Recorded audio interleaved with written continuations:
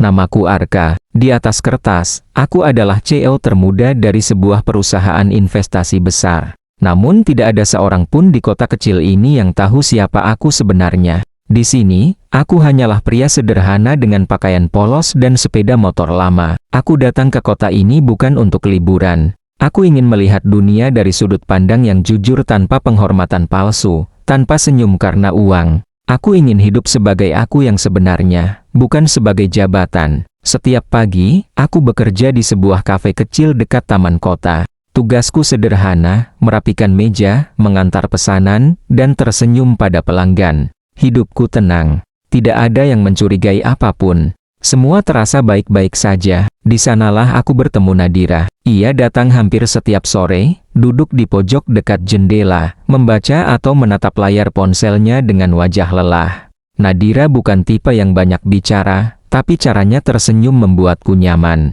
Kami mulai berbincang pelan, dari hal sepele sampai cerita hidup.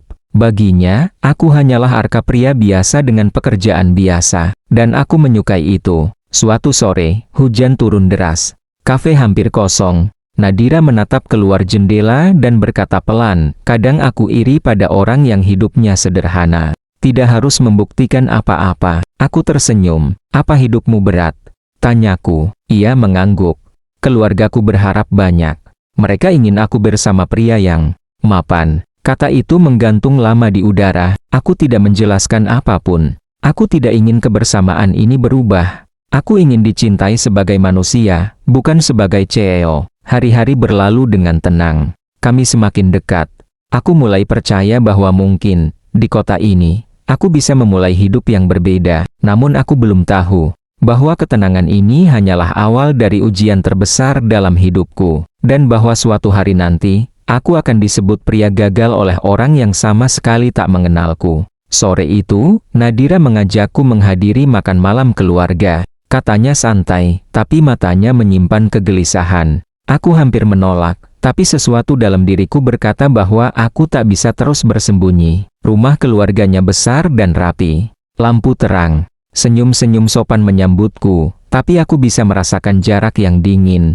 Ayah Nadira menatapku lama, seolah menimbang nilainya hanya dari caraku berdiri dan berbicara. "Apa pekerjaanmu?" tanyanya akhirnya. "Aku bekerja di kafe," jawabku jujur. Hening. Ibunya tersenyum tipis, senyum yang tak sampai ke mata. "Pekerjaan sementara?" tanyanya lagi. "Untuk sekarang," kataku. Aku melihat Nadira menggenggam jemarinya sendiri di bawah meja. Percakapan berlanjut, tapi nadanya berubah. Mereka membicarakan pencapaian, jabatan, dan masa depan semua tanpa melibatkanku. Aku seperti tamu tak terlihat.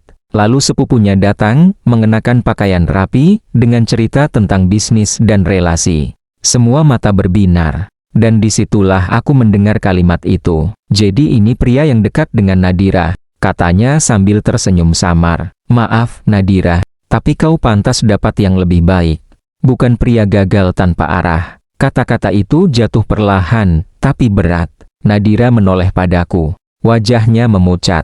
Aku menunggu. Satu kalimat darinya saja sudah cukup untuk membuatku bertahan. Namun yang kudapat hanya diam. Malam itu aku pulang dengan langkah berat.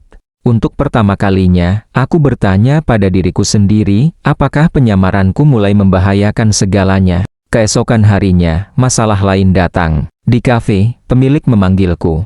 Wajahnya tegang. "Arka, ada keluhan. Katanya kau tidak cocok bekerja di sini. Aku terpaksa mengurangi jam kerjamu. Penghasilanku terancam." Tempat persembunyianku mulai runtuh satu persatu. Dan di tengah kekacauan itu, Nadira menjauh. Pesanku dibalas singkat. Tatapannya berubah. Seolah-olah label pria gagal itu mulai ia percaya. Aku berdiri sendirian di taman kota malam itu, menatap lampu-lampu yang buram oleh gerimis. Untuk pertama kalinya, aku merasa kehilangan kendali atas hidupku sendiri. Jika aku tetap diam, aku akan kehilangan Nadira. Jika aku membuka jadi diriku, aku akan menghancurkan semua yang kubangun dengan sederhana. Dan sejak malam itu, aku tahu hidupku benar-benar sedang terancam. Dan untuk pertama kalinya, aku tak bisa lagi hanya bersembunyi di balik kesederhanaan. Aku duduk sendirian di kamar kecil yang kusewa, menatap ponsel tanpa pesan baru dari Nadira. Keheningan terasa menekan. Bukan karena aku takut kehilangan hartaku, aku takut kehilangan harga diriku di mata wanita yang mulai kucintai. Aku sadar, jika aku terus diam, aku akan benar-benar menjadi pria gagal di mata semua orang.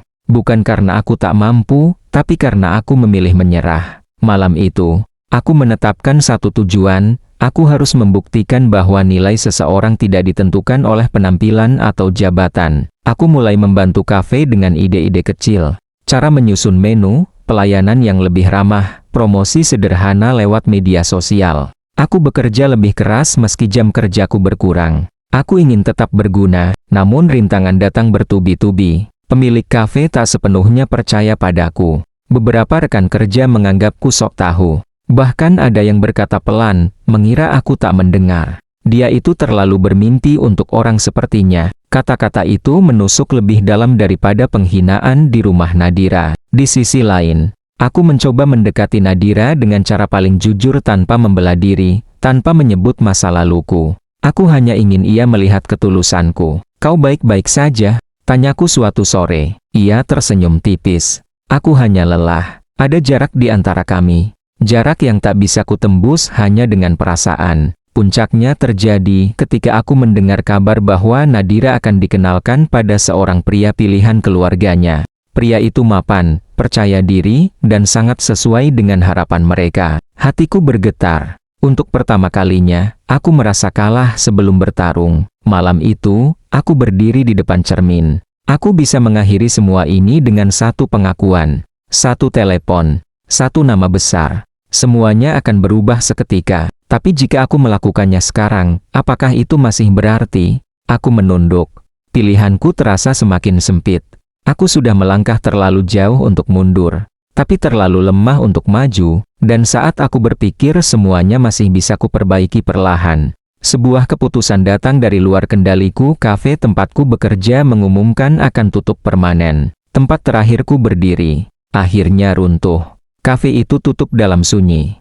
Tidak ada perpisahan besar, hanya pintu yang terkunci dan papan kecil bertuliskan terima kasih. Aku berdiri lama di depannya, seolah berharap semuanya hanya salah paham. Tanpa pekerjaan, tanpa tempat bersembunyi, aku benar-benar menjadi pria yang disangka gagal. Pada hari yang sama, aku melihat Nadira bersama pria itu.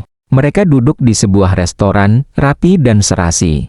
Senyum Nadira terlihat berbeda, bukan bahagia, tapi berusaha terlihat baik-baik saja. Aku tak mendekat. Aku hanya menonton dari jauh, menelan perasaan yang menyesakkan. Malamnya, Nadira akhirnya menghubungiku. Arka, kita perlu bicara. Kami bertemu di taman kota, tempat yang dulu terasa hangat. Sekarang dingin dan sunyi. Aku lelah melawan semua orang, katanya lirih. Aku butuh hidup yang lebih pasti. Aku ingin berkata bahwa aku bisa memberinya semua kepastian itu. Bahwa aku bukan pria gagal seperti yang mereka pikirkan. Tapi kata-kata itu tertahan di tenggorokan. Jika aku mengaku sekarang, semua akan tampak seperti pembelaan diri. Aku mengerti, jawabku akhirnya. Kalimat itu menghancurkan sesuatu di dalam diriku. Kami berpisah tanpa pelukan, tanpa janji. Hanya jarak yang semakin jauh. Malam itu aku sendirian di kamar. Ponselku menyala berkali-kali. Panggilan dari kantor pusat. Mereka membutuhkan keputusanku. Investasi besar sedang terancam. Identitasku tak bisa lagi kusimpan lama. Aku duduk lama, menimbang satu pilihan terakhir. Mengungkap siapa aku sebenarnya bukan untuk membalas hinaan, tapi untuk menyelamatkan segalanya, termasuk perasaanku sendiri. Namun jika aku melakukannya, Nadira mungkin tak akan pernah tahu apakah ia mencintaiku, atau hanya statusku. Air mataku jatuh perlahan. Bukan karena kehilangan segalanya, tapi karena harus memilih antara kejujuran dan cinta yang tulus. Dan di malam paling sunyi itu, aku mengambil keputusan yang paling berat dalam hidupku.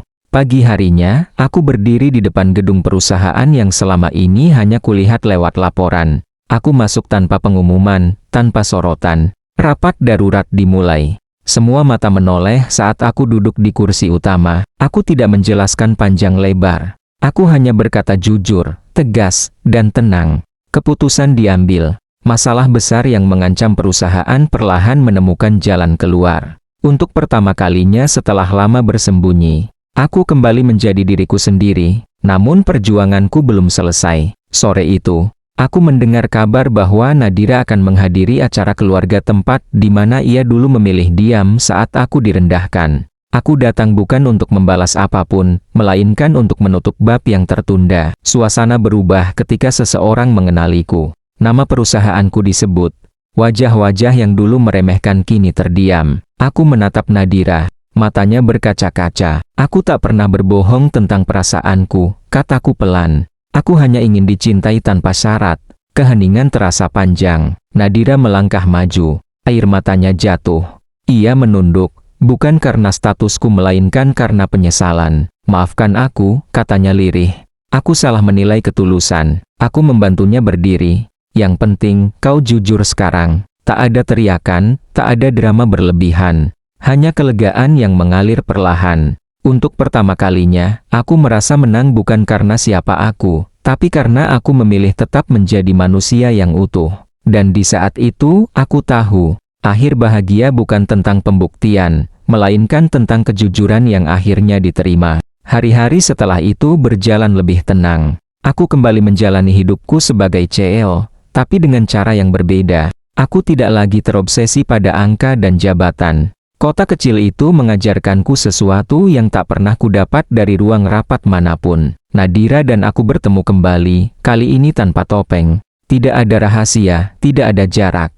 Kami belajar saling mengenal dari awal lebih jujur, lebih dewasa. Ia tidak lagi menatapku dengan kekaguman, melainkan dengan kepercayaan. Aku dulu takut memilih, katanya suatu sore. Sekarang aku hanya ingin memilih yang benar, jawabku. Kami tidak berjanji muluk-muluk.